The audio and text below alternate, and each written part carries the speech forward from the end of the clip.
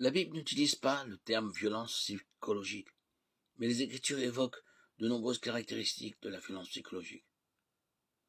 La violence psychologique peut prendre de nombreuses formes, notamment des agressions verbales, des menaces et des insultes, ainsi que le rejet non verbal, la négligence et l'isolement. Lorsque ces comportements se répètent, ils deviennent un modèle de violence psychologique. La victime la plus courante de violence psychologique est un conjoint, un enfant ou un ami qui aime l'agresseur et qui n'est pas disposé à s'éloigner de la situation.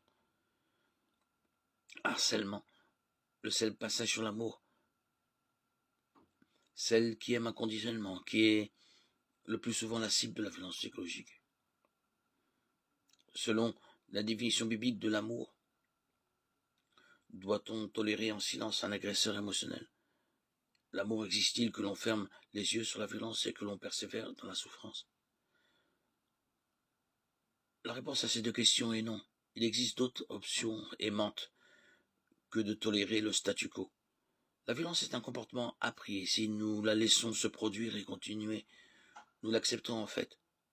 Nous ne pouvons pas et nous ne devons pas accepter la violence verbale ou émotionnelle pour au moins deux raisons. Elle déshonore le Seigneur et elle dégénère souvent en violence physique.